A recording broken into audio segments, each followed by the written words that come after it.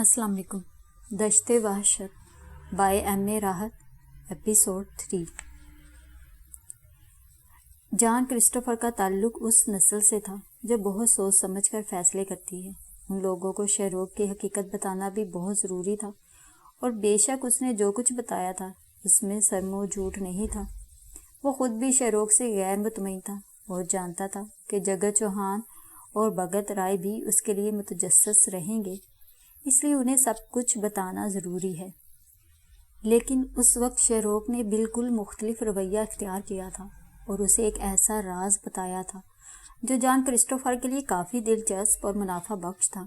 कुछ पुरस्रार वाक़यात भी हुए थे, जैसे सलाह की अनोखी शख्सियत जिसकी मज़ीद तस्दीक शेरोक ने कर दी थी। सलार हकीकतन एक अनोखा वजूद था, लेकिन फ़ौरन ही शेरोक को उसके बारे में बताकर भी वो उन लोगों का एतमाद नहीं खोना चाहता था, और ना ही अब वो शेरोक के मंसूबे के बारे में उन्हें पूरी सच्चाई से सब कुछ बताना चाहता था। उसने एक दरमियानी रास्ता अख्तियार करने का फ़ैसला किया था। वो दरअसल आहिस्ता आहिस्ता सारे राजों का इंकशाफ चाहता था। ये तमाम फ़ैसले उसने रात भर में किए थे। बिलाहर तेज तवाड़ी के मेले का आखिरी दिन आ गया। इख्तिताम तकरीबात हुई, इनामात तकसीम किए गए, आतिशबाजी के मुजाहरे हुए। शेरोक ही नहीं, मेलिना ने भी इस तकरीब से खूब लुत्फ़ उठाया। सालार भी एक हीरो की हैसियत से तकरीब में शरीक था, बल्कि इस बार उस खूनी नाले को शिकस्त हुई थी और सालार को बड़े इनाम से नवाजा गया था। मेलिना ने पहली बार सालार को देखा था और उसे कुछ अजीब सा एहसास हुआ था। वो उसे देखती रही थी, फिर बिल्कुल इत्तफाक से उसकी निगाह शेरोक की तरफ उठ गई थी और उसने महसूस किया था कि शेरोक किसी भूखी बिल्ली की तरह उसे घूरे जा रही थी। मेलिना को उसकी ये कैफियत बुरी लगी थी। उसने समीता को उस तरफ मतवज्जा किया। समीता, उस जवान ने ये भयानक नाला अबूर किया था, वो वाकई नाम का मुस्तहिक है। सालार है इसका नाम, चाचा भगत राय के साथ बमीरी से आया है। अरे वाह, हवेली में तो कभी नहीं देखा। पहले हवेली में नहीं रहता था, अब मैंने इसे नौकरों के क्वार्टर में देखा है, समीता ने जवाब दिया। नौकरों के क्वार्टर में क्यों? वो भगत राय चाचा का नौकर है। ओह, शक्लो सूरत से तो वो किसी रियासत का राजकुमार लगता है। बात खत्म हो गई। वक्त गुजरता रहा। तीसरे दिन जॉन क्रिस्टोफर ने अपने काम का आगाज कर दिया। तुम लोगों ने शेरोक पर कोई ख़ास वो नहीं किया? वो तुम्हारी बीवी है क्रिस्टोफर, हम इस रिश्ते से सिर्फ उसका एहतराम कर सकते हैं, जगत चौहान ने कहा। मगर मैं तुम्हारा दोस्त हूँ। हाँ, फिर? और तुम्हें बता चुका हूँ कि मैंने किसी पुरस्कार अमल के ज़ेरे तहत उससे शादी की है। तुमने मेरी सेहत और मेरे शानों पर वो सुराख भी देखे हैं जिनके बारे में कुछ नहीं मालूम हो सका। क्या तुम्हें मुझसे कोई हमदर्दी नहीं है? जो कहना चाहते हो खुलकर कहो जॉन क्रिस्टोफर, इस बार भगत राय ने कहा। मैं तुम्हारी मदद करना चाहता हूँ। किस सिलसिले में? जॉन क्रिस्टोफर गर्दन झुकाकर चंद लम्हे सोचता रहा, फिर बाहरी लहजे में बोला। यहाँ आकर उसने मुझे एक कहानी सुनाई है और पहली बार अपने बारे में कुछ ऐसी बातें बताई हैं जो जहन से निकलती नहीं हैं, लेकिन जिस अंदाज में उसने पूरी तफसील बताई है उस पर सोचना भी पड़ रहा है। क्या तुम हमें वो तफसील बता सकते हो? हाँ मेरे दोस्तों, मैं ऐसा ना कर पाता अगर वो मुझे इसकी इजाज़त ना देती, लेकिन उसने जाने किस जज्बा के तहत मुझे ये सब कुछ बताया। यहाँ आने से पहले मैंने उसे तुम लोगों के बारे में बता दिया था और कहा था कि मेरी तुमसे मुलाकात मुहम्मद के सिलसिले में ही है।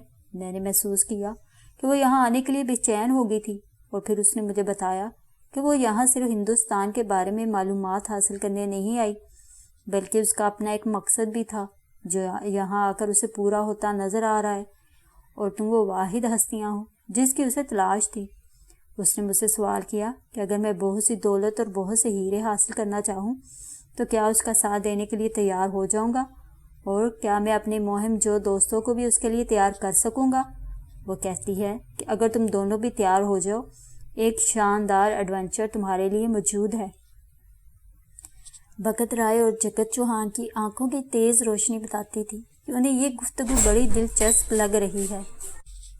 جگت چوہان نے پرہوس لہجے میں کہا، بھگوان جانتا ہے کہ میں نے اپنے نوادرات میں سے کبھی ایک دمڑی بھی کوئی چیز فروخت نہیں کی۔ بھگوان کی دیا سے مجھے اس کی ضرورت ہی نہیں پیش آئی، لیکن ایسی چیزوں کا حصول میری اور بھگت رائے کی زبردست آرزو رہی ہے، اور ہم نے کبھی کسی ایسے موقع کو نہیں چھوڑا جہاں ہم اس طرح کے ایڈونچر کا موقع مل سکے۔ مجھے اس بات کا اندازہ ہے، اور اس لیے میں نے شروق سے کہنا تھا کہ میرا خیال ہے میرے دوست اس کام کے لیے خوش دلی سے تیار ہو جائیں گے۔ وہ کہنے لگی کہ اگر وہ اس کام کے لیے تیار ہو جائیں تو اس مہم کا فوراً آغاز کیا جا سکتا ہے۔ ہمیں اس کے لیے جانا کہاں ہوگا؟ پھولا کانچن سے ایک لمبا سفر طے کر کے اس کی ترائیوں میں ایک قبیلے تک جس کا کوئی نام نہیں ہے۔ پھولا کانچن ہمالیہ کی وہ چوٹی ہے جو ابھی تک سر نہیں ہوئی۔ ہاں، لیکن ہمیں چوٹیاں سر نہیں کرنی ہوں گی، ہمیں ہمالیہ کے دامن میں ہی سفر کرنا ہوگا، پھولا کانچن کی چوٹی کے آس پاس۔ گڈ۔ اب ایک سوال جو بنیادی حیثیت رکھتا ہے وہ یہ کہ شروق وہاں کیوں جانا چاہتی ہے؟ یہی تو سب سے دلچسپ بات ہے۔ بات اس نامعلوم قبیلے کی ہے جسے ہم اپنی مرضی سے کوئی بھی نام دے سکتے ہیں، لیکن اس قبیلے کا کوئی نام نہیں ہے۔ شروق خود کو اسی قبیلے کا بتاتی ہے۔ اوہ، ویری گڈ۔ اور وہ کہتی ہے کہ وہ اس قبیلے کی دیوی ہے۔ دیوی؟ ہاں، قبیلہ اسے پوجتا ہے۔ بڑی عجیب و غریب اور دلچسپ کہانی سنائی ہے اس نے اس سلسلے میں۔ اس کا کہنا ہے کہ اس کا باپ نسلاً منگول تھا، بہت بہادر، بہت طاقتور، بہت ہی جنگجو۔ کسی طرح وہ دریائے مستونگ میں بہتا ہوا اس قبیلے تک جا پہنچا۔ وہاں اسے گرفتار کر لیا گیا، اور قبیلے کے رسم و رواج کے مطابق جب ایک سومبر رچایا گیا تو قبیلے کی نئی شہزادی نے ورمالا اس کے گلے میں ڈال دی۔ اس طرح اس کی نہ صرف جان بچ گئی بلکہ وہ وہاں کی معزز ہستیوں میں شمار ہونے لگا۔ قبیلے کے عجیب و غریب رسوم و رواج ہیں، وہاں جادوگروں کا راج ہے، اور جادوگر ہی سارے فیصلے کرتے ہیں۔ شروق اس لڑکی کی اولاد ہے جسے منگول قیدی کے ساتھ بیاہ دیا گیا تھا۔ شروق جڑواں پیدا ہوئی، اس کی بہن کا نام شراکا تھا۔ جادوگروں نے فیصلہ کیا کہ جڑواں لڑکیاں قبیلے پر نحوست لا سکتی ہیں، اور انہیں اس وقت تک قبیلے کا حکمران نہیں بنایا جا سکتا جب تک کہ ان میں سے ایک لڑکی کو قتل نہ کر دیا جائے۔ قرعہ اندازی ہوئی اور فیصلہ شروق کے خلاف نکلا۔ جادوگروں نے اس کے قتل کے احکامات دے دیے اور اسے کچھ لوگوں کے حوالے کر دیا اور کہا کہ وہ اسے جنگل میں لے جا کر قتل کر دے۔ شروق کی ماں نے بڑا احتجاج کیا، لیکن اس کی کوئی بات نہیں سنی گئی۔ ایک بچی وہیں رہ گئی اور شروق کو وہ لوگ قتل کرنے کے لیے لے گئے، لیکن جو لوگ اسے قتل کرنے لے گئے تھے ان کے دل میں اس بچی کو دیکھ کر رحم آ گیا، اور وہ اسے لے کر دور دراز کی آبادیوں میں پہنچ گئے۔ انہوں نے ایک جگہ رہائش اختیار کی اور محنت مزدوری کر کے شروق کو پروان چڑھانے لگے۔ ادھر شراکا مستقبل کی ملکہ کی حیثیت سے پروان چڑھ رہی تھی۔ قبیلے والے شروق کو بھول گئے تھے۔ پھر اچانک شراکا کا انتقال ہو گیا اور قبیلے والے پریشان ہو گئے، مگر جادوگروں نے اس کا حل تلاش کر لیا۔ انہوں نے ایک اور لڑکی منتخب کی اور عام لوگوں کو کانوں کان خبر نہ ہونے دی کہ شراکا مر چکی ہے۔ انہوں نے اس لڑکی کو شراکا کا نام دیا اور مستقبل میں اسے قبیلے کی ملکہ بنانے کا فیصلہ کیا، اور اب وہ نقلی لڑکی شراکا بن کر اس قبیلے پر حکمرانی کر رہی ہے۔ یہ ہے شروق کی کہانی۔ وہ سب گہری سوچ میں ڈوب گئے۔ پھر بھگت رائے نے سوال کیا، شروق بچپن سے وہاں سے نکل گئی تھی، پھر اسے بعد کی کہانی کیسے معلوم ہوئی؟ اپنے پراسرار علوم سے۔ تم خود دیکھ چکے ہو کہ وہ پراسرار علوم کی ماہر ہے، اور یہ علوم اسے ورثے میں ملے ہیں، یعنی اس کے خمیر میں شامل ہیں۔ اس نے اپنی ذات میں پوشیدہ ان علوم سے واقفیت حاصل کی اور انہیں آگے بڑھایا۔ اسی دوران اس کی اس حیثیت سے واقف ہو کر ایک اسپینش جادوگر اس کی طرف متوجہ ہو گیا اور اس نے اسے اپنی شاگردی میں لے لیا۔ اس جادوگر نے پیش گوئی کی ہے کہ آخرکار شروق اس قبیلے کی ملکہ بنے گی، اور اب شروق اپنے آبائی قبیلے میں جانے کا عزم رکھتی ہے۔ آپ لوگوں کی شخصیت سے واقف ہو کر وہ اس بات کی خواہش مند ہے کہ آپ ایک مہم ترتیب دیں اور اسے اس کے قبیلے تک لے جا کر اسے اس کا حق دلائیں۔ گویا جادوگروں سے جنگ کریں، جگت چوہان نے مسکرا کر کہا۔ وہ کہتی ہے اس کی ضرورت نہیں پیش آئے گی۔ جو ہی انہیں معلوم ہوگا کہ وہ شراکا کی دوسری بہن شروق ہے، وہ اسے سر پر بٹھا لیں گے۔ وہ کہتی ہے کہ اس کے عوض وہ ہمیں دنیا کے قیمتی ہیروں کے انبار دے گی اور ہم دنیا بھر میں مقبول ہو جائیں گے۔ تم کیا کہتے ہو جان کرسٹوفر؟ بھگت رائے نے پوچھا۔ پہلے میں اس سے بیزار تھا، لیکن اس داستان کو سن کر میری حس مہم جاگ گئی ہے۔ اب تم بتاؤ، تم کیا کہتے ہو؟ ہمیں سوچنے کا موقع دو۔ ضرور۔ تنہائی ملی تو جان کرسٹوفر نے شروق کو صورتحال بتائی اور وہ مسکرانے لگی۔ میرا علم کہتا ہے کہ وہ تیار ہو جائیں گے۔ لیکن شروق، کیا یہ کہانی سچی ہے جو تم نے ان تک پہنچائی ہے؟ نہیں، شروق نے جواب دیا۔ جان کرسٹوفر جو جواب سننا چاہتا تھا، شروق کا جواب اس سے بالکل مختلف تھا۔ وہ چونک پڑا اور اس نے حیران نگاہوں سے شروق کو دیکھا۔ مطلب، یعنی وہ کہانی جو تم نے مجھے سنائی ہے؟ جان کرسٹوفر، تم ایک ذہین انسان ہو، لیکن بعض اوقات تم ایسی احمقانہ باتیں کرنے لگتے ہو کہ میں الجھ جاتی ہوں۔ کرسٹوفر، میں نے تمہارا انتخاب ایک اچھے ساتھی اور ایک طاقتور شخص کی حیثیت سے کیا ہے۔ تمہیں اپنے بارے میں یہ بھی نہیں معلوم کہ میں کتنی محنت کی ہے تم پر۔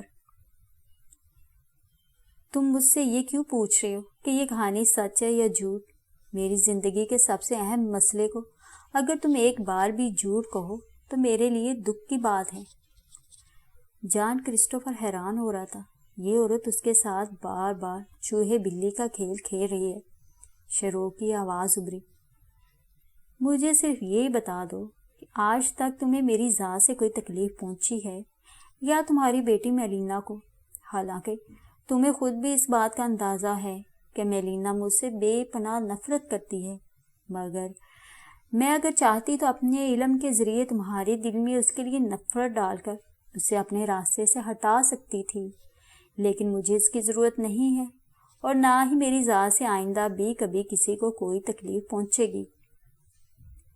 تم نے اتنی لمبی چوڑی تقریر کر ڈالی، یہ نہیں بتایا کہ یہ کہانی سچ ہے کہ نہیں۔ Shut up! اب اس کے بعد مجھ سے یہ سوال مت کرنا۔ شروق کو واقعی غصہ آ گیا تھا۔ خاصی دیر تک وہ خاموش رہی، پھر بولی، اور تم مہم جوؤں کے لیے جو سب سے زیادہ چیز اہم ہے وہ دریائے مستونگ کے وہ ہیرے ہیں جو ایک ایسی جگہ محفوظ ہیں کہ تیز پانی کا بہاؤ بھی انہیں وہاں سے باہر نہیں لے جا سکتا۔ میں تمہارے منہ ان ہیروں سے بھر دوں گی، کیا سمجھے؟ جان کرسٹوفر کی رگ ظرافت بھڑک اٹھی۔ اس نے کہا، ارے تم نے ایسا کیا ڈارلنگ تو بھلا ہم میں سے کون زندہ بچے گا؟ ان میں سے ایک آدھ ہیرا ہمارے پیٹ میں بھی چلا جائے گا اور بس۔ نہیں جان کرسٹوفر، اس وقت مذاق کی بالکل گنجائش نہیں ہے۔ میری زندگی کی کہانی بہت عجیب ہے، بہت ہی عجیب۔ میں تمہیں کیا بتاؤں؟ تم نے ان لوگوں کو کیا واقعات سنائے ہیں؟ میں نے انہیں وہ سب کچھ بتا دیا ہے جو تم ان کے کانوں تک پہنچانا چاہتی تھی۔ ان کا رد عمل کیا ہے اور انہوں نے سوچنے کی گنجائش کیوں طلب کی ہے، حالانکہ انہیں اسی لمحے اپنی تیاری کا اظہار کر دینا چاہیے تھا؟ وہ اس مہم جوئی کے لیے تیار ہو جائیں گے اور میرا خیال ہے بہت جلد وہ براہ راست تم سے رابطہ کریں گے۔ لیکن شروق، جو کہانی تم نے مجھے سنائی ہے وہ بہت عجیب ہے، اور جہاں تک تم نے سالار کا تذکرہ کیا ہے وہ بھی بڑی انوکھی بات ہے۔ آخر اس نوجوان لڑکے کا تمہاری زندگی کے ان واقعات سے کیا تعلق ہے؟ اچانک ہی شروق کی ناک کے نتنے پھولنے پچکنے لگے اور پھر اس کی آنکھیں سرخ ہو گئیں اور ان سرخ آنکھوں سے آنسو بہنے لگے۔ جان کرسٹوفر نے اس کی اس کیفیت کو بھی پہلی بار دیکھا تھا۔ آج تک اس نے کبھی شروق کو روتے ہوئے نہیں دیکھا تھا۔ اس کی گلو گیر آواز ابھری، تم سالار کے بارے میں جاننا چاہتے ہو تو سنو کرسٹوفر، وہ میری اولاد ہے، وہ میرا بیٹا ہے، سمجھے، میرا بیٹا ہے۔ شروق یہ کہہ کر بری طرح سسکنے لگی۔ جان کرسٹوفر پر تو حیرتوں کے پہاڑ ٹوٹ پڑے تھے۔ وہ تعجب سے شروق کو دیکھ رہا تھا۔ شروق جس طرح رو رہی تھی، بلک رہی تھی، وہ مصنوعی نہیں ہو سکتا تھا، لیکن یہ کیا کہانی ہے؟ یہ تو بالکل ہی انوکھی ہے۔ لیکن پتہ نہیں شروع کو اس بات کا کوئی علم تھا کہ نہیں کہ دروازے کے باہر سالار دروازے سے کان لگائے یہ ساری باتیں سن رہا ہے۔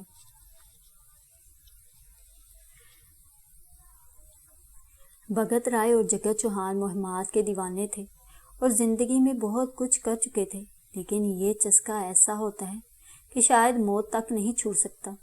بس کوئی دلچسپ اور دلکش مہم ہاتھ آ جائے۔ جان کرسٹوفر نے جو کہانی سنائی تھی اس نے انہیں بری طرح متاثر کیا تھا، اور جیسے ہی دونوں کو موقع ملا سر جوڑ کر بیٹھ گئے۔ دونوں کے چہروں پر شدید تجسس تھا۔ بھگت رائے نے مسکرا کر کہا، اور مجھے اندازہ تھا کہ تم بھی اتنے ہی بے چین ہوگے جتنا میں۔ کہو کیا کہتے ہو اس بارے میں؟ ساری باتیں اپنی جگہ ہے، لیکن یہ بھی ایک حقیقت ہے کہ یہ انتہائی دلکش مہم ہے۔ پھولا کھانچن کا علاقہ ہمالیہ کی ترائیوں میں سب سے پراسرار علاقہ کہا جاتا ہے۔ اس کے بارے میں طرح طرح کی روایات مشہور ہیں۔ یہ بھی کہا جاتا ہے کہ سدھارتھ نے پھولا کھانچن کے ہی ایک غار میں طویل عرصے تک چلہ کشی کی تھی۔ اور پھر سب سے بڑی بات یہ ہے کہ ہمارے سامنے ایک انتہائی پراسرار کردار موجود ہے، یعنی شروق، جس کی داستان اس قدر حیران کن ہے کہ عقل دنگ رہ جاتی ہے۔ اگر واقعی دریائے مستونگ کا کوئی حصہ جو پہاڑوں میں پوشیدہ ہے اس طرح کے ہیروں سے بھرا ہوا ہے جن کی کہانی ابھی تک منظر عام پر نہیں آئی ہے، تو وہ ایک ایسا دلکش علاقہ ہوگا کہ اس کے لیے 100 بار زندگی قربان کی جا سکتی ہے۔ خیر، زندگی ہوتی ہی جانے کے لیے ہے، اور اپنے کسی بہترین شوق کی تکمیل میں اگر زندگی چلی جائے تو ظاہر ہے اس سے اچھی بات اور کوئی ہو ہی نہیں سکتی۔ بس وہ عورت ذرا کچھ عجیب سی لگتی ہے۔ وہ ایک پراسرار وجود ہے، اس میں شک کی بات نہیں ہے، لیکن میرا خیال ہے کہ ہمیں اس مہم کے لیے تیار ہو جانا چاہیے۔ یار بس مجھے صرف اس بات کا خدشہ تھا کہ کہیں تم دل سے اس مہم کو قبول نہ کرو۔ کیوں، ایسی کیا بات ہے؟ ویسے بھی بھمیری میں پڑے پڑے سڑ رہا تھا۔ وہ تو شکر ہے تمہارے اس تیز تواڑی کے میلے کا کم از کم بھمیری سے نکلنے کا موقع مل گیا۔ ہاں یہ بات تو ہے۔ وہ لوگ ابھی باتیں کر رہے تھے کہ دروازے پر ہلکی سی دستک ہوئی اور جگت چوہان نے کہا، کون ہے؟ اندر آ جاؤ۔ لیکن اندر داخل ہونے والے شخص کو دیکھ کر چونک پڑے تھے۔ یہ سالار تھا جو آج تک کبھی اس انداز میں ان کے پاس نہیں آیا تھا۔ اندر داخل ہو کر اس نے کہا، क्षमा چاہتا ہوں، اپنی اس گستاخی پر شرمندہ ہوں، لیکن اس وقت میں ذہنی طور پر سخت پریشان ہوں۔ آؤ سالار آؤ، کیا بات ہے؟ کیوں پریشان ہو؟ اگر آپ اجازت دیں تو دروازہ اندر سے بند کر دوں؟ سالار نے کہا۔ یہ مزید حیرانی کی بات ہے۔ بھگت رائے نے گردن ہلاتے ہوئے کہا، ہاں ہاں بند کر دو، بولو کیا بات ہے؟ سالار نے پلٹ کر دروازہ بند کر دیا تھا اور ان دونوں کے چہروں پر سخت تجسس کے آثار پھیل گئے تھے۔ پھر وہ ان کے قریب آ گیا، ان کا چہرہ سرخ ہو رہا تھا۔ پھر اس نے کہا، میں نے کوشش کی بھگت مہاراج کہ اپنی کسی بات سے آپ کو شکایت نہ ہونے دوں۔ میرے محسن خان مراد نے اور میری ماں نے، گو وہ میری ماں نہیں تھی، مجھے یہی سکھایا تھا کہ ہمیشہ سچ سے دوستی رکھوں، سو میں نے رکھی ہے۔ میں آپ لوگوں کے درمیان رہ کر اخلاق و آداب بھی سیکھ گیا ہوں، اس لیے میں کہنا چاہتا ہوں کہ جب آپ جان کرسٹوفر سے باتیں کر رہے تھے تب میں ایک کام سے آپ کے پاس آیا تھا، اور اندر ہونے والی باتیں اتفاقیہ طور پر میں نے سن لی تھی، لیکن مجھے یوں لگا جیسے ان باتوں کا تعلق مجھ سے ہے۔ اس کے بعد مجھے تجسس ہوا اور میں نے جان بوجھ کر جان کرسٹوفر اور شروع کی باتیں سنی، اور وہ باتیں یہ تھیں۔ سالار نے وہ تمام باتیں تفصیل سے ان دونوں کو بتائیں اور وہ دنگ رہ گئے۔ پھر سالار نے کہا، یہ ساری باتیں سن کر میں شدید ہیجان کا شکار ہو گیا ہوں۔ میں آپ لوگوں کی رہنمائی چاہتا ہوں۔ آپ تجربے کار ہیں، میرے محسن ہیں، بلکہ میرے مالک ہیں۔ میں آپ کا نمک کھا رہا ہوں، آپ کا وفادار غلام ہوں۔ میں آپ سے رہنمائی چاہتا ہوں، یہ جاننا چاہتا ہوں آپ سے کہ کیا وہ عورت میری ماں ہو سکتی ہے؟ اگر ایسا ہے تو اس سچائی کا پتہ کیسے چلایا جائے؟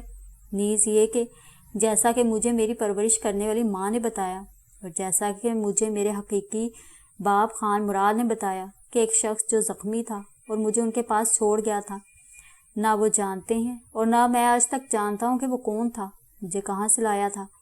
لیکن ایک اور بات میں آپ کے کانوں تک پہنچا دیتا ہوں، وہ یہ کہ میری آنکھوں میں میٹھے میٹھے کچھ خواب ہیں، اور ان خوابوں میں ہمیشہ مجھے وہی مناظر نظر آتے ہیں جو پہلے نظر آ چکے ہیں۔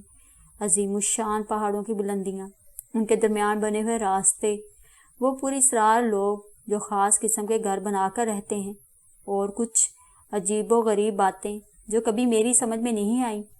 ان میں سب سے زیادہ حیرت ناک بات یہ ہے کہ وہاں ان پر اسرار لوگوں کی عورتیں اس عورت جیسے نقوش رکھتی ہے، اس کا نام شیروک ہے، اور جو کہتی ہے کہ وہ میری ماں ہے، اور وہ یہ الفاظ ادا کر کے بلک بلک کر روتی ہے، میرے محسنو، میری یہ مشکل دور کر دو، تم دنیا کو مجھ سے بہت زیادہ جانتے ہو، مجھے بتاؤ کیا میں اس عورت کا بیٹا ہو سکتا ہوں؟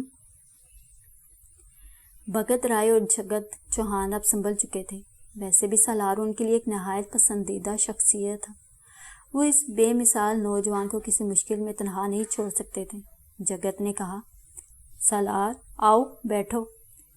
قابل احترام مالک، میں اپنے منصب کو یاد رکھنا چاہتا ہوں، آپ کے سامنے میں صرف زمین پر بیٹھ سکتا ہوں، آپ کے قدموں میں آپ کے حکم کی تعمیل اسی شکل میں کر سکتا ہوں۔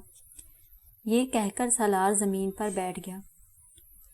حالانکہ ہم تمہارا ایک ہیرو کی طرح احترام کرتے ہیں، لیکن تمہاری خوشی ہمیں عزیز ہے۔ اصل میں انسانی زندگی کا جذبات سے بہت گہرا تعلق ہوتا ہے، اور ہم مشرق کے لوگ، بلکہ یہ کہا جائے تو غلط نہیں ہوگا کہ ہندوستان کے لوگ دل کو ہر معاملے میں بڑا پریشان کرتے ہیں اور اسے دکھ دیتے ہیں۔ ہم بیوقوف ہندوستانی جب دماغ سے کوئی فیصلہ نہیں کر پاتے تو وہ مسئلہ دل کے حوالے کر دیتے ہیں۔ ذرا غور کر کے تم میرے سوالات کے جواب دو۔ پہلا سوال یہ ہے کہ جب وہ عورت تمہیں اپنا بیٹا کہہ رہی تھی تو کیا تمہارا دل دکھ رہا تھا؟ کیا تمہارے دل میں یہ آرزو پیدا ہو رہی تھی کہ تم دروازہ کھول کر اندر جاؤ اور اپنی ماں سے لپٹ جاؤ؟ کیا اس کی آواز اور اس کی آنکھوں سے نکلنے والے آنسو تمہیں رنج دے رہے تھے؟ ذرا سوچ سمجھ کر جواب دو۔ سالار حیران نگاہوں سے جگت چوہان کو دیکھنے لگا، کچھ سوچتا رہا اور اس کے بعد بولا، نہیں، میرے دل پر ایسا کوئی اثر نہیں ہوا تھا، بلکہ میں اس کے الفاظ سن کر حیران رہ گیا تھا، اور میری آنکھوں میں ماضی کے تمام نقوش ابھر آئے تھے، جن میں میرا منہ بولا باپ اور میری منہ بولی ماں بنیادی حیثیت رکھتے تھے۔ جو محبت مجھے اپنی ماں سے تھی اور جب اس دنیا سے گئی تو میرا جو حال ہوا تھا وہ بہت مختلف تھا۔ میں نے اسے برسوں یاد کیا تھا اور اس کے لیے آنسو بہائے تھے، لیکن میرے دل کی وہ کیفیت نہیں ہوئی۔ میرا مطلب ہے شیروک کے آنسوؤں نے مجھے متاثر نہیں کیا۔ دوسری بات یہ کہ وہ عورت شیروک چاہتی ہے کہ ہمارا ساتھ حاصل کر کے پھلا کھانچن کے ان علاقوں کی طرف جائے جہاں اس کے کہنے کے مطابق اس کا قبیلہ آباد ہے، اور وہ اس قبیلے کی ایک معزز ہستی ہے۔ اگر ہم وہاں جانے کا فیصلہ کر لیتے ہیں اور تم سے کہتے ہیں کہ تم بھی ہمارے ساتھ چلو تو تم کیا جواب دو گے؟ میں خلوص دل سے وہاں جانا پسند کروں گا، آپ کے غلاموں کی حیثیت سے مجھے اس سے زیادہ اور کسی چیز سے کوئی دلچسپی نہیں۔ میرے مالک بھگت رائے جن کے سپرد خان مراد مجھے کر گئے ہیں، جس چیز کو پسند کریں گے میں اسے سچے دل سے انجام دینے کی کوشش کروں گا۔ آپ اگر وہاں اس مہم پر جائیں گے تو آپ کے ساتھ یقیناً غلاموں کی کوئی ٹیم ہوگی، میں بھی اس ٹیم کا حصہ بن کر آپ کی خدمت کرنا پسند کروں گا۔ تم یقیناً کوئی بہت بڑے انسان ہو، یہ بات میں اپنے تمام تر تجربے کی بنیاد پر کہہ رہا ہوں خان سالار۔ جگت چوہان نے اس کے الفاظ سے متاثر ہو کر کہا، اور سالار نے گردن جھکا لی۔ بھگت رائے فخریہ نگاہوں سے سالار کو دیکھ رہا تھا، پھر اس نے کہا، اور میں اسے اپنی انتہائی خوش نصیبی سمجھتا ہوں کہ سالار جیسے بے مثال نوجوان کی قربت مجھے حاصل ہوئی۔ سالار، اپنے ذہن سے ہر بوجھ، ہر غلط احساس مٹا دو، تم نے ہمارے ارادوں کو تقویت دی ہے۔ واقعی یہ مہم ہمارے لیے بڑی دلکشی کی حامل ہے، کیونکہ ہم نے ساری زندگی اسی طرح کی مہمات میں گزاری ہے۔ دوسری بات یہ کہ دو دلکش کردار ہمارے ساتھ ہیں۔ اگر وہ شیروک تمہیں اپنا بیٹا کہتی ہے تو ہمیں نہ صحیح، لیکن جان کرسٹوفر کو وہ یہ جواب دینے کے لیے مجبور ہے کہ آخر تم کس طرح اس کے بیٹے ہوئے۔ ہم دیکھیں گے کہ اس بارے میں وہ کیا کہتی ہے، لیکن فوری طور پر یہ سارے سوالات کر کے ہم اپنی اس مہم کو خراب نہیں کریں گے۔ آپ کے حکم کی تعمیل ہوگی، سالار نے کہا۔ تو بس پھر جاؤ، اگر تمہاری تسلی ہوگی ہے تو آرام کی نیند اختیار کرو، اور اگر کوئی غیر معمولی بات ہو، میرا مطلب ہے شروق کی طرف سے، تو ہمیں اس بارے میں اطلاع دو۔ خود بھی ہم شروق پر نگاہ رکھیں گے، اس طرح کہ اسے کوئی شک نہ ہو اور تم یہ نہ محسوس کرو کہ ہم تمہارے بہت ہی ذاتی معاملات میں مداخلت کر رہے ہیں۔ میں آپ پر مکمل اعتماد کرتا ہوں عظیم مالک، سالار نے ادب سے کہا۔ اس کے بعد جانے کی اجازت طلب کی۔ وہ تو چلا گیا، لیکن بھگت رائے اور جگت چوہان اس بارے میں بہت دیر تک باتیں کرتے رہے تھے۔ دونوں کا موقف بالآخر ایک ہو گیا۔ یہ طے کیا گیا کہ جان کرسٹوفر سے آمادگی کا اظہار کر دیا جائے اور اس مہم کے لیے تیاریاں شروع کر دی جائیں۔ بھگت رائے کہنے لگا، کئی باتیں ہیں بھگت۔ اول یہ کہ ہم بہت عرصے سے کسی سنسنی خیز مہم کے لیے ذہنی طور پر تیار تھے، بس یہ سمجھ میں نہیں آ رہا تھا کہ کیا کیا جائے۔ میرے خیال میں یہ بہترین موقع ہے اور اس پر کام شروع کر دیا جائے تو بہتر ہے۔ طریقہ کار کیا اختیار کریں؟ جان کرسٹوفر سے بات کرتے ہیں اور یہ کہتے ہیں کہ ہم اس مہم کے لیے تیار ہیں، لیکن اس سلسلے میں شروق کو بھی مکمل طور پر اعتماد میں لینا چاہیے۔ وہ جس کہانی کی بات کرتی ہے ہم اسے صحیح تسلیم کرنے کا اظہار کریں، لیکن اس بات کو مد نگاہ رکھیں کہ اس میں کوئی اور بھی کارروائی ہو سکتی ہے۔ مہم جوئی کا مقصد ہی یہ ہے کہ ہم ہر طرح کے خطرات کا مقابلہ کرنے کے لیے اپنے آپ کو تیار رکھیں۔ ذرا دیکھیں تو صحیح، یہ پراسرار عورت کیا چاہتی ہے۔ اس کے علاوہ میں خصوصی طور پر تم سے کہہ رہا ہوں بھگت رائے کہ ہمیں سالار کے کردار کو بھی سامنے رکھنا ہوگا۔ اس نے جو انوکھا انکشاف کیا ہے، یعنی اپنے خواب، ان خوابوں کی حقیقت کیا ہے، یہ تمام باتیں ذہن میں رکھنا ہوں گی۔ بہت سے معاملات طے ہو گئے اور پھر جان کرسٹوفر نے ہی ان سے یہ سوال کیا، کیا فیصلہ کیا تم لوگوں نے اس مہم کے بارے میں؟ جان کرسٹوفر، پوری زندگی ہی ہم لوگوں نے مہم جوئی میں گزاری ہے۔ ایک اور مہم صحیح، بے شک معاملات پراسرار ہیں اور یہ پراسرار کردار خود ہمارے درمیان موجود ہیں، لیکن کچھ چیزیں بے حد ضروری ہیں۔ مثلاً کیا میڈم شروق ہمیں اعتماد میں نہیں لیں گی؟ اس نے یہی بات آج مجھ سے کہی ہے کہ اس مہم کے بارے میں تم لوگوں سے پوچھ لیا جائے۔ کیا وہ ہمیں اپنی کہانی سنانے کے لیے تیار ہوگی؟ یقیناً ہوگی، کیونکہ آگے اسی روشنی میں کام کرنا ہے۔ یہ الگ بات ہے کہ کہیں کسی مرحلے پر صورتحال مختلف ہو جائے، تو پھر ٹھیک ہے، یہ میٹنگ ارینج کر لو اور اس میں لازمی طور پر سالار کو بھی شریک کیا جانا چاہیے۔ اس مسئلے کے حل ہونے کے بعد آخر کار ایک وقت طے ہو گیا جب انہیں بیٹھ کر اس بارے میں سوچنا تھا۔ اس کا انتظام جگت چوہان نے بہت عمدہ کیا تھا۔ میٹنگ کے شرکا میں ملینا اور سمیتا بھی تھیں، سالار بھی اس میٹنگ میں بلایا گیا تھا۔ پھر شروق جان کرسٹوفر کے ساتھ آ گئی۔ اس کے ہونٹوں پر بڑی پرخلوص مسکراہٹ تھی۔ ان کے ساتھ بیٹھتے ہوئے اس نے کہا، گفتگو کا آغاز میں ہی کیے دیتی ہوں، کیونکہ مجھے احساس ہے کہ آپ لوگوں کے درمیان صرف میں اجنبی ہوں۔ اب آپ اجنبی نہیں ہیں میڈم شروق، خصوصی طور پر اس لیے کہ آپ ہمارے بہت پیارے دوست جان کرسٹوفر کی شریک حیات ہیں اور ہمارے معزز مہمان ہیں، جگت چوہان نے کہا۔ شکریہ، ایک اجازت اور چاہتی ہوں، شروق نے کہا۔ ضرور، کہیے۔ آپ کا پورا نام مہابیر جگت چوہان ہے۔ آپ مجھے اجازت دیں کہ میں آپ کو مہابیر کے نام سے پکاروں، یہ مجھے اچھا لگتا ہے۔ اوہ ضرور، بلکہ مجھے خوشی ہوگی کیونکہ بہت کم لوگ میرا پورا نام لیتے ہیں، اور میرے نام سے اب جیسے مہابیر ختم ہی ہوتا جا رہا ہے، جگت چوہان نے مسکراتے ہوئے کہا۔ بڑی نفسیاتی ضرب تھی جو شروق نے بیٹھتے ہی لگائی تھی، کسی کو یہ احساس دلانا کہ وہ کسی خصوصی توجہ کا مرکز ہے، بڑی اہمیت کا حامل ہے۔ شروق نے آگے گفتگو کرتے ہوئے کہا، اپنے بارے میں مجھے اعتراف ہے کہ میری شکل و صورت، میرا سٹائل آپ جیسے خوبصورت لوگوں کی طرح نہیں ہے، لیکن تھوڑی سی ہمدردی سے غور کریں تو اس میں میرا قصور نہیں ہے۔ آپ لوگوں کی طرح میں بھی تقدیر کی قائل ہوں۔ آپ اسے میری تقدیر سمجھیے کہ میں کچھ غیر معمولی معاملات کی حامل ہوں، اسی لحاظ سے میرا چہرہ اور خلیہ مختلف ہے۔ آپ ہمارے لیے انتہائی معزز ہیں میڈم شروق، ہم آپ کی عزت کرتے ہیں۔ اس کے الفاظ نے اور لہجے نے سبھی کو متاثر کیا تھا۔ میں آپ کی اپنائیت، دوستی اور اعتبار چاہتی ہوں، اس بات کی خواہش مند ہوں کہ مجھے غیر نہ سمجھا جائے۔ جان نے آپ کو میرے بارے میں بہت کچھ بتا دیا ہے، اسے ذہن میں رکھ کر آپ مجھ سے کچھ پوچھنا چاہیں تو پوچھیں۔ آپ بچپن میں اپنے قبیلے سے جدا ہو گئیں، پھر آپ کو اپنے بارے میں اتنی تفصیل سے کیسے معلوم ہو گیا، یہاں تک کہ آپ کو اپنی جڑواں بہن اور اپنا نام تک معلوم ہے؟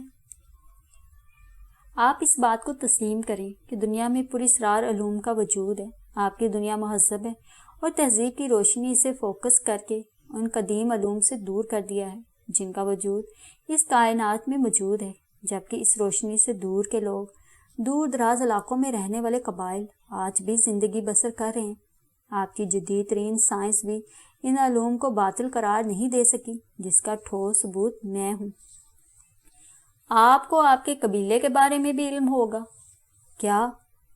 اس کے طور طریق، کیا وہ اب بھی آپ کو قبیلے کی سربراہ کے طور پر قبول کر لیں گے، جبکہ انہوں نے تو آپ کو ختم کرا دیا تھا؟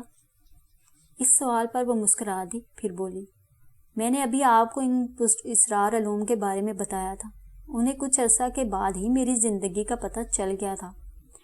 انہوں نے آپ کو تلاش نہیں کیا؟ دو گروپ ہیں وہاں، ایک چاہتا ہے کہ میں واپس قبیلے میں نہ آؤں، دوسرا میری واپسی چاہتا ہے۔ آپ کو تلاش کیا گیا، آج تک کیا جا رہا ہے۔ وہ اپنے علوم کی مدد سے آپ کو نہیں پا سکے۔ میرے ایک استاد ہیں، ان کا تعلق اسپین سے ہے، انہوں نے مجھے اپنے علوم کی تاریک چادر میں چھپا رکھا ہے۔ میرے علوم میں ان کی رہنمائی شامل ہے۔ گویا وہاں آپ کے راستے روکے جائیں گے۔ ہاں، اور وہیں مجھے آپ کی مدد درکار ہوگی۔ آپ اپنے قبیلے تک جانے کے راستوں سے واقف ہیں؟ بس ایک سوال اور۔ اس بار بھگت رائے نے اسے غور سے دیکھتے ہوئے کہا، آپ نے جان کرسٹوفر سے شادی سے پہلے کہاں وقت گزارا اور کس کے ساتھ رہیں؟ اس سوال کا جواب نہیں دیا جا سکتا، حالانکہ یہ ایک اہم سوال ہے، مگر میں جواب نہیں دے سکتی۔ پہلی بار اس کا رویہ کچھ خشک سا ہو گیا۔ خیر میڈم شروق، ہم خلوص دل سے آپ کی اس مہم میں شرکت کے لیے تیار ہیں۔ مجھے آپ کا تجربہ اور آپ کی جدوجہد کی ضرورت ہے۔ اخراجات میرے ذمہ ہوں گے، اور ساتھ ہی مستوں کے اس پراسرار حصے میں ہیروں کی دلکش پیشکش جن کا مہذب دنیا میں کوئی نام نہیں ہے، لیکن جو مہذب دنیا کے نایاب ترین ہیروں سے زیادہ قیمتی ہیں، یہ اس کا نمونہ ہے۔ یہ کہہ کر شروق نے اپنے لباس سے چمڑے کی ایک قدیم طرز کی تھیلی نکالی اور اسے میز پر الٹ دیا۔ پورا کمرہ رنگین ستاروں سے سج گیا اور وہ سحر زدہ ہو گئے۔ وہ سب ان ہیروں کو سکتے کے عالم میں دیکھتے رہے تو وہ بولی، انہیں اٹھا کر دیکھو، اور اگر ہیروں کی پرکھ ہے تو مجھے بتاؤ، ایسے نایاب ہیرے پہلے کبھی دیکھے ہیں؟ جگت چوہان اور بھگت رائے اپنے تجسس کو نہ روک سکے۔ انہوں نے ہیرے اٹھا کر دیکھے، واقعی وہ بے مثال تھے۔ اس سوال کا جواب بھی صیغہ راز میں ہے، میرے علوم کو چیلنج نہ کرو۔ اس کی آواز میں گراہٹ سی پیدا ہو گئی، لیکن چند ہی لمحوں میں اس نے خود پر قابو پا لیا۔ پھر وہ آہستہ سے بولی، سوری۔ ماحول پر خاموشی طاری رہی، پھر وہ مدھم لہجے میں بولی، میں پوچھنا چاہتی ہوں کہ اس مہم کے بارے میں آپ کا کیا فیصلہ؟ ہم تیار ہیں اور آپ کے ساتھ پورا تعاون کریں گے، بھگت چوہان نے کہا، اور اس کا چہرہ کھل اٹھا۔ پھر وہ اٹھ کھڑی ہوئی اور اجازت لے کر جان کرسٹوفر کے ساتھ چلی گئی، جبکہ باقی لوگ وہیں بیٹھے رہے تھے۔ جگت چوہان نے بھگت رائے سے کہا، مجھے معاف کرنا بھگت، میں نے تم سے پوچھے بغیر فیصلہ سنا دیا۔ وہ تمہارا نہیں، میرا بھی فیصلہ تھا، اور میں چاہتا ہوں کہ اب اس میں بالکل تاخیر نہ کی جائے۔ ہم آج ہی رات تیاریوں کے بارے میں فیصلہ کر لیں گے۔ کل میں بمیری چلا جاؤں گا۔ کچھ اور لوگوں کو بھی اس مہم میں شامل کرنا ہے، جو ضروری ہے۔ تمہیں کمالی یاد ہوگا؟ ہاں، تم نے بڑے بڑے کردار جمع کیے ہوئے، وہ ٹھیک تو ہے نا؟ پہلے دنیا کے 4 ملکوں کو اس کی تلاش تھی، جن میں 2 کا اضافہ اور ہو چکا ہے، مگر تم جانتے ہو کہ وہ بمیری کو اپنی پناہ گاہ اور مجھے اپنی چھتری سمجھتا ہے۔ غضب کا انسان ہے، کیا بمیری میں ہے؟ نہیں، اس وقت نیپال میں ہے۔ وہ ہمارے لیے بہت شاندار ہوگا، کیونکہ آج کل انہی علاقوں میں کام کر رہا ہے، اور تم خطروں کے کھلاڑی اسے ضرور ساتھ رکھو گے۔ تم خود بتاؤ، غضب کی شخصیت ہے نا؟ ٹھیک ہے، اب تم بتاؤ لڑکیوں، تم اس دوران بالکل خاموش رہی ہو۔ جگن نے ملینا اور سمیتا سے سوال کیا اور دونوں چونک پڑی۔ ملینا نے کہا، آپ جانتے ہیں انکل، ڈیڈی مجھے اپنی ہر مہم میں شامل رکھتے ہیں۔ آپ مجھ سے بھی پوچھیں گے پتا جی، سمیتا نے کہا۔ نہیں، تم تو میری رائٹ ہینڈ ہو۔ اب تم جاؤ، ہم ذرا اپنے شہزادے سے باتیں کریں گے، جگہ چوہان نے سالار کی طرف دیکھتے ہوئے کہا۔